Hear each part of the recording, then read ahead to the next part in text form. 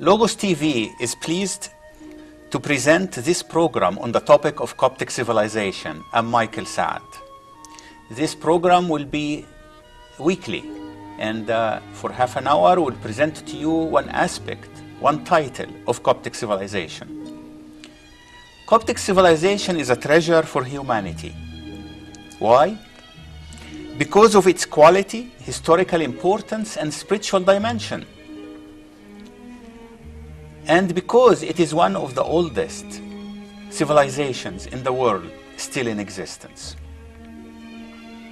This program will present segments on different aspects of Coptic civilization, such as Coptic art, architecture, archaeology, history, music, liturgy, literature, language, monastic life, social life, political life in Egypt and across the diaspora.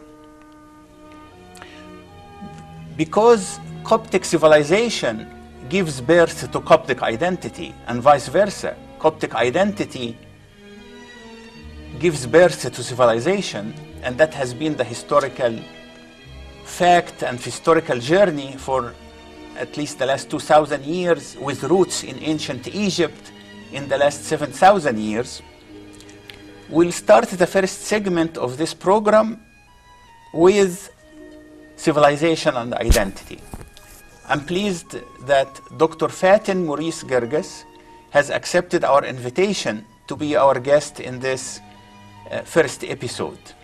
Welcome, Dr. Fatin Maurice Guirguis. Thank you so much. Thank you for having me. I'm very happy to be here. Dr. Guirguis is professor of English and literature at Polk State University in Florida. Her PhD dissertation was on the vision of Theophilus and its impact on Coptic life for so many centuries. We will talk with her today about Coptic identity. And my first question to Dr. Guirguis is, what do you say to this circular relationship between Coptic identity and Coptic civilization? It is actually a fact of every civilization and of the development of human identity that civilization is not built without the existence of identity. So you have a distinct Coptic civilization or a distinct cultural civilization that belongs to a certain group of people. So this circular relationship is definitely there, and it does exist, where civilization produces identity and identity produces civilization. And this is a continuous circular process that will continue forever and ever again. So what are the elements of this identity? I'm a Copt. I was born in a Coptic family. How did I acquire this identity? Actually, the acquisition of identity is multifaceted, to say the least. And it starts, and it's actually interesting if we go into the studies of the formation of identity.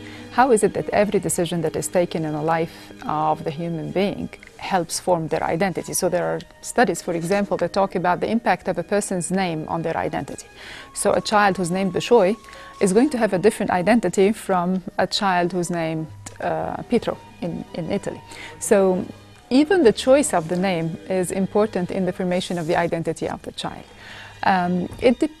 everything really helps the formation of the identity. The parents, how they raise the child, the family life. For a Coptic child, of course, the Coptic child is going to be exposed to a Coptic lifestyle.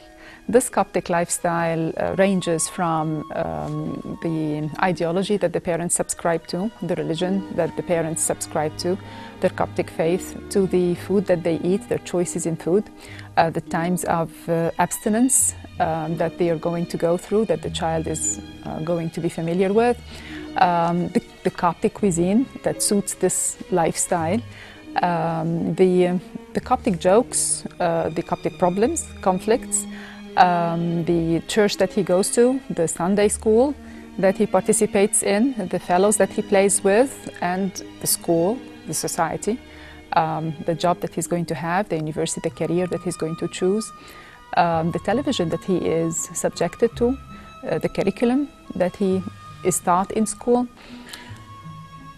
Every single moment and every single experience that happens in a person's life helps form this identity.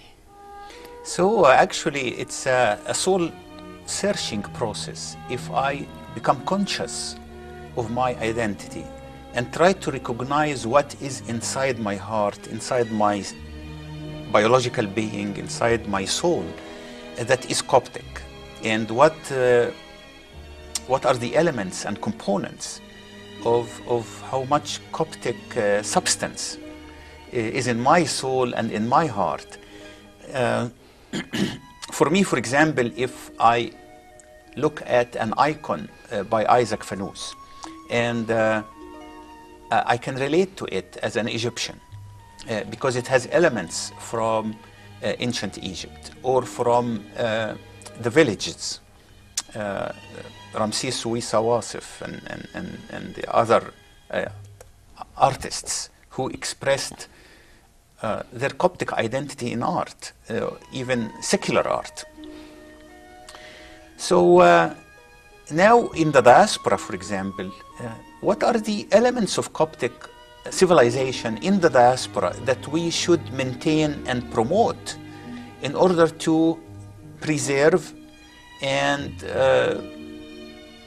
promote Coptic identity? Actually, you know, your question is laden. There are a number of components in that question. What you're saying is that, well, can I find my true Coptic identity later in life? And the answer is absolutely yes. There are many people who actually go on search for their identity and the meaning in life and find only meaning in their roots later in life. For me, for example, I sort of came in close contact with my Coptic roots actually when I was an adult. It was not when I was a child, not because I was not raised in a Coptic family. I was raised in a Coptic family, but I did not realize its importance in my life. I did not embrace it except when I reached adulthood. So what I'm saying is, yes, of course, it's a journey, and identity is formed. It doesn't stop forming. It doesn't stop changing. It is not something that is stable. It's not like because you're born in a Coptic family, so you have a Coptic identity and this Coptic identity is fixed. Not at all. Identity is constantly changing, and it is changing depending on what's happening in your life, the places that you go to and the experiences that you are exposed to. So it is only natural that perhaps, yes, some people maybe, you know, towards the end of their life, and only towards the end of their life do they embrace their Coptic roots, or do they realize that it is very significant and very important for them. These things are quite common. So it is not like it is linked to a certain age. So can a person who, I mean, I'm going on to the second part of your question. The second part of your question says, what about, okay, Coptic identity, and how do I form it in diaspora? Because obviously, we're talking about Coptic civilization as the feeding source of Coptic identity. And obviously, if you are in diaspora, the Coptic civilization is not flourishing as it is in Egypt, because simply you are away from the root of all of these. You're not exposed to the music, you're not exposed to the iconography, you're not exposed to the literature, you're not exposed to the Coptic community at large as you are in Egypt. Once you move as much in intensity. Oh, absolutely. You're right, yeah. The intensity and the frequency. And frequency. And the frequency right. is not there. And some parents just do not allow it that their children get exposed. They take care of their children's needs in many respects, but perhaps they don't invest enough time to expose them to Coptic culture, Coptic civilization, and therefore the Coptic identity becomes suppressed. It becomes diluted, to say the least. It too. becomes diluted. You know, Yeah. here it is difficult to sort of speak about suppression of identity, but there is definitely the element of dilution of identity here. The other thing is that the family is not the only source of feeding the identity of a child. Actually, limiting it to the parents is very is problematic, because there are sources. The society is a big source. The church is a big source. The interaction with everyone in the community. There you have a whole Coptic community. You have schools. You're exposed in schools. You're exposed. There's just a variety of experiences. There are monasteries.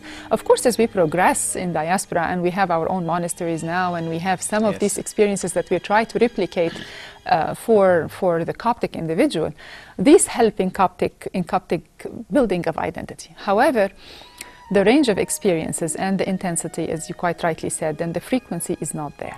And depending on the parents is the only source of building a Coptic identity, is just very limited. It's not realistic that you're going to develop it if the parents only take care of the child. Of course, the church plays a huge role here. Right. So if the child does not go to a Coptic church, the child is not going to develop a Coptic identity, because the parents can never be the only source of identity formation for a child. It's just scientifically not possible.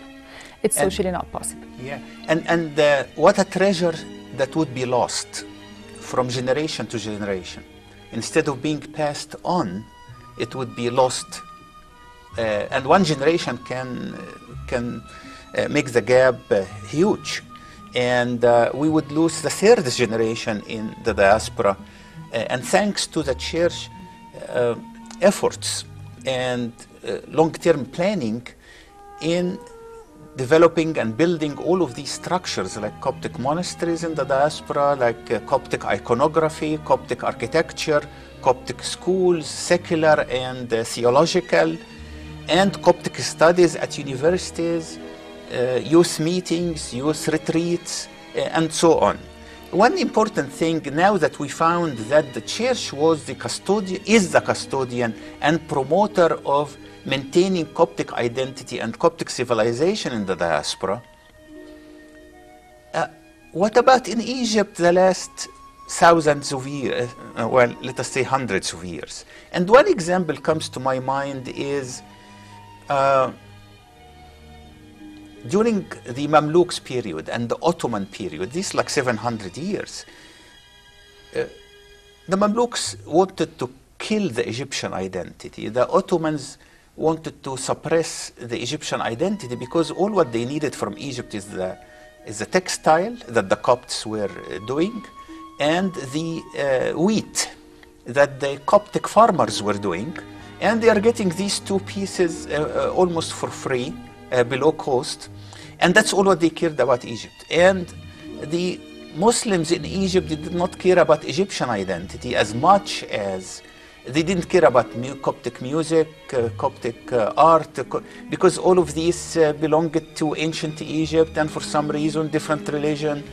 So who maintained the soul and the spirit and civilization of ancient Egypt, given the roots being flourished within the Coptic church, inside the church protected, for example, specialist Coptic music in particular and its ancient Egyptian roots.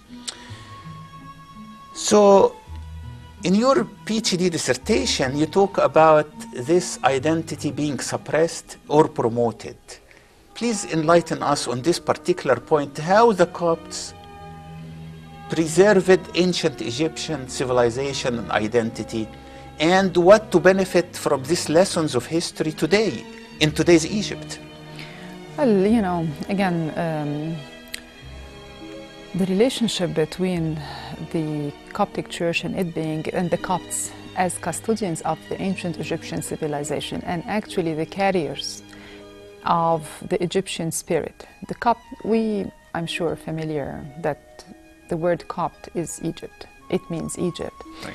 And there is no other part of the population in Egypt that embraces their Egyptian-ness, if there is such a term, as much as the Copts do.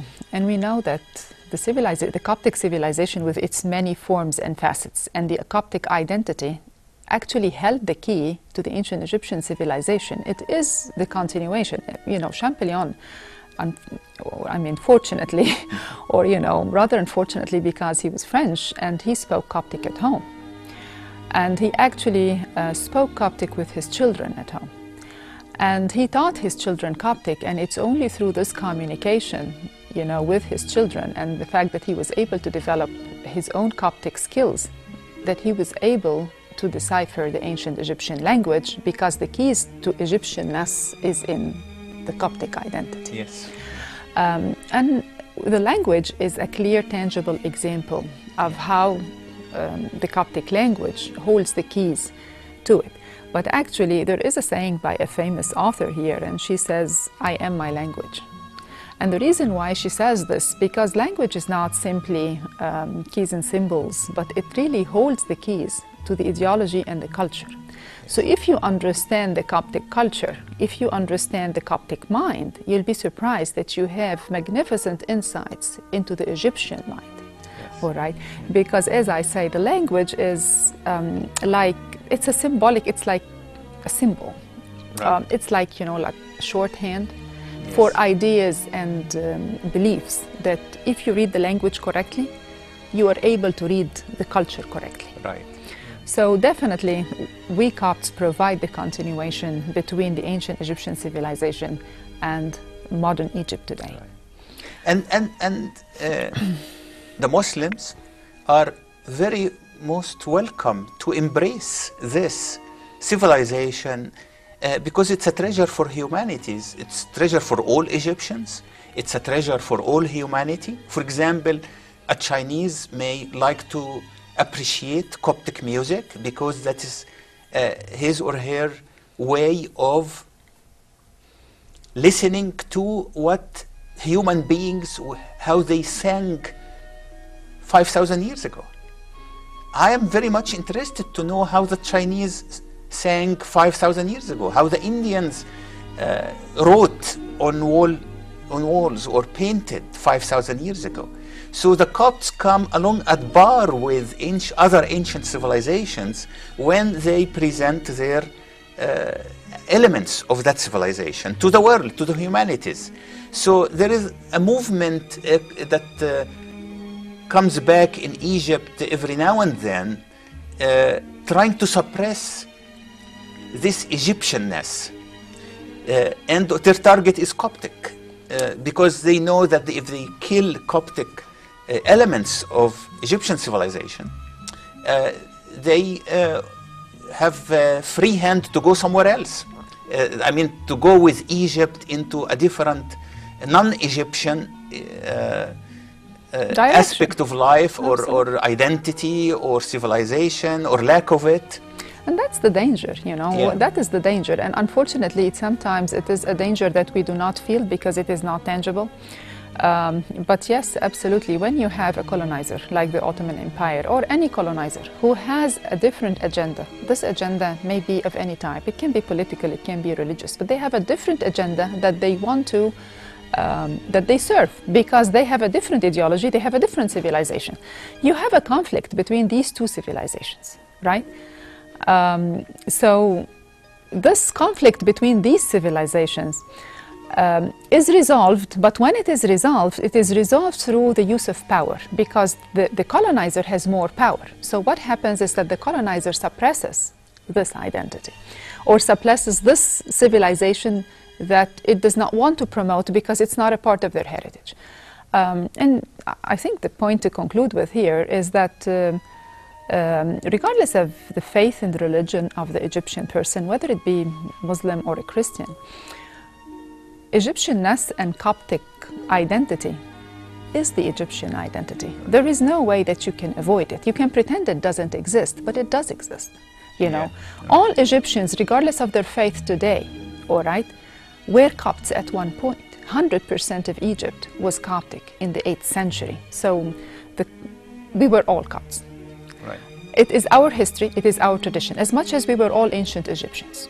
We are all descendants of the ancient Egyptians. We are all descendants of the Copts. Some of us continue to identify with the Coptic identity, and some of us decided that they no longer, or because of political pressures, they wanted to sever their relationships with the Coptic identity, because of different types of pressures. We hope that the world will never have these pressures, where a person would have to, you know, sacrifice their past. Right. And try not to remember it, because they avoid, you know, a hard way of life. We must give credit to the Muhammad Ali Pasha dynasty, actually, because they revived the Egyptianness of Egypt, although they were Albanians. And they reported to the Ottoman Empire. But they wanted to have a level of independence and being Egyptian, remarkable. And it's amazing that we see waves today in the opposite direction. It's unfortunate. It's unfortunate. It's unfortunate, The other point is, in America, for example, they try to promote all sorts of identities and civilizations that ever existed for all the 200 nationalities that migrated to America. And by the way, that's a very, very good point, you know, because, you know, in the past, coming to America, they thought that America is going to be the melting pot, right? Yes. And we moved from the melting pot concept to the salad bowl, right? In the salad bowl, the whole point of the image of the salad bowl is that every element in the salad is going to maintain its identity, whereas in the melting pot, you don't maintain your identity. So today, America recognizes that you can be Coptic American. And they actually want you to be Coptic American and to retain your Copticness, because you can retain this identity. It actually they believe it brings richness to the culture. So we have the Chinese American and the Asian American and the African American and the European American or the Irish American. So, and each one is allowed to retain their identity. We exchange cultural experiences. Right. You know, fusion would not have been possible without this sort of exchange and this concept of the salad bowl. Right. Fortunately, Egypt was like that. In 1900 up till 1952, we hope inspiration comes to gather all Egyptians in that direction, which is going backward, and actually it is going to a higher level that did exist and flourish. Thank you so much, Dr. Fatin Guirguis, for your kindness and accepting our invitation to be our guest today. Thank you for watching Coptic Civilization on LogosTV. I'm Michael Saad. See you next week on this program.